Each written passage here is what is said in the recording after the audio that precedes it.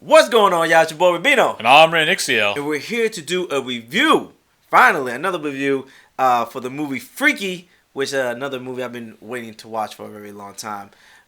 This movie was very fun. Very, now I'm going to say scary. Suspenseful. But it follows a girl named Millie who gets her body switched by a serial killer. And she has 24 hours to figure out a way to get her body back. And of course, she has her friends to help her out. Eventually.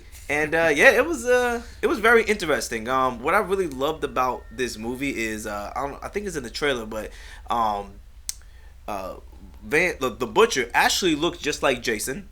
I think in this movie they kind of follow Jason. Yeah, Jason. Remember in the movie he wasn't wearing a hockey mask, but he had a mask, not a hockey mask. It was yes, it was. It was an Aztec or still ceremonial mask. Well, it still looked like Jason. It wasn't a hockey mask though. Well, it still looked like Jason a little bit though.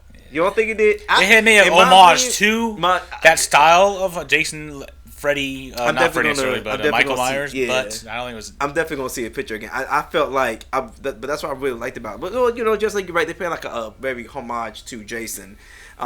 It's like a real version of Jason in a way, because the way he was killing was really good. I love all his kills.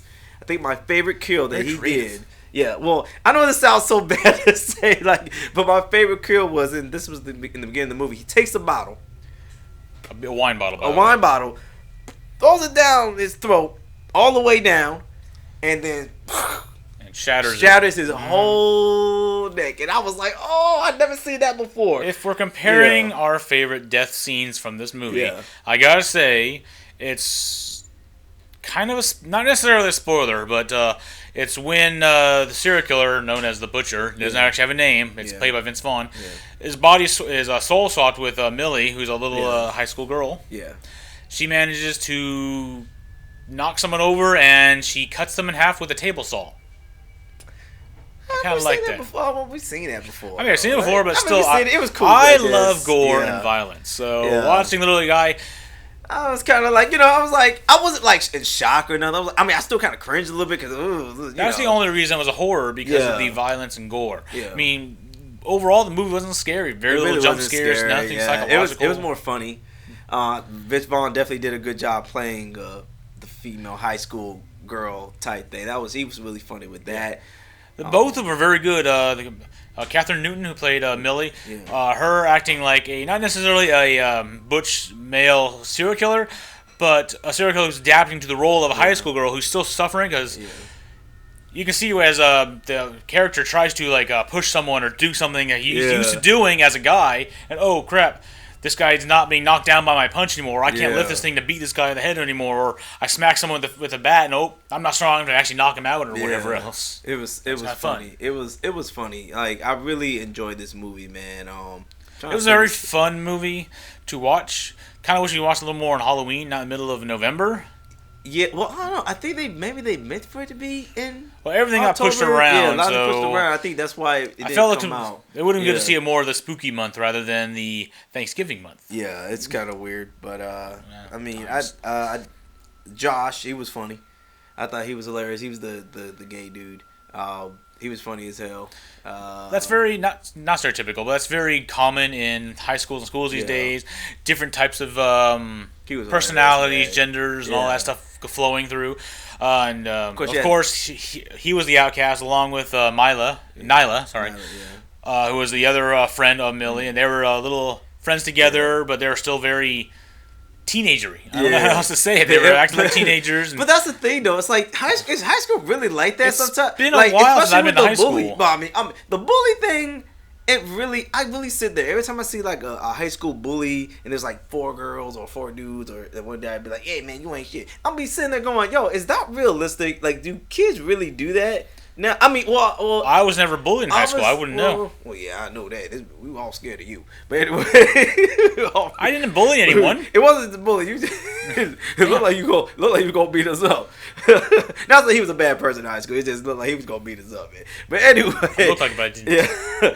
But yeah, in high school there is like that. You do hear these stories, like cliques and various people fighting and all that stuff. Yeah, so in a way, it kind of is like that. But of course, there was as adults watching it seems like, why would they stand for that? And then you go back to high school, like, oh, maybe it's a little like that because Yeah. you're afraid of different cliques and you want to be with your friends and your friends are being bullied by other people's and their friends and I guess I can understand that, but it's been so long since I've been in high school I never felt that, and even in high school I didn't even go with that because I didn't have any friends in high school like that. Yeah. I wasn't part of a clique necessarily. I had a couple friends, but we were like the losers or outcasts or whatever. We weren't part of any like the football, the art, the music geeks or whatever else. We were just did stuff. I mean, sometimes I feel like it is over dramatic. That was kind of weird in the high school scenes. It was over dramatic. Some stuff was over dramatic. Always, but all those emotions and tensions and all that stuff running high. It's like, man, I don't know if I want to go to college and all that. Typical back to like this movie. Yeah, like the whole typical. Well, that's what I'm saying. In the movie, that's what she was like. I don't want to go to like typical stuff in the high school stuff. Well, hers wasn't. Hers was more of a concern about her mother. She's had good grades. She can go to any college she wants. Yeah. But she was afraid to go to college because she feels like she's abandoning her mother, who just lost her father and her husband a year ago. So she's trying to ruin her life by staying with her mother to give her support, which is not a bad thing necessarily. But you got to live your life for yourself as well. Exactly. But there's a lot of underlying things going on in this movie for being just a serial killer butcher type movie. Yeah, storyline was it's a Blumhouse story. Blumhouse always has these average stories, so you don't know if it's going to be like really good or it's going to be good or okay. I think this one was like okay. This was an okay story. I wasn't like oh man, I wasn't blown away by the story.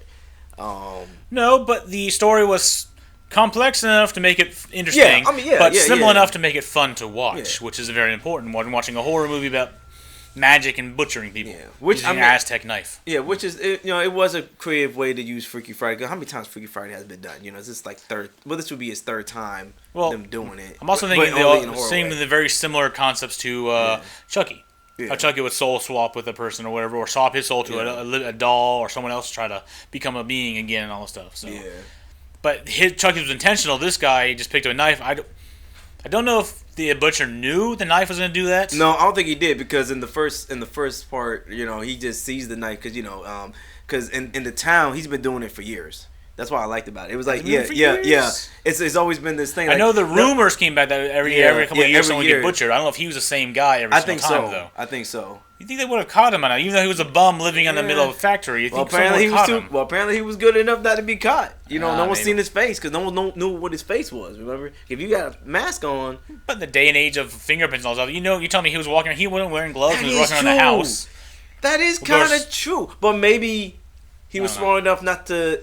Maybe he wasn't like on the radar. Or maybe he goes from town to town. Well, they didn't say.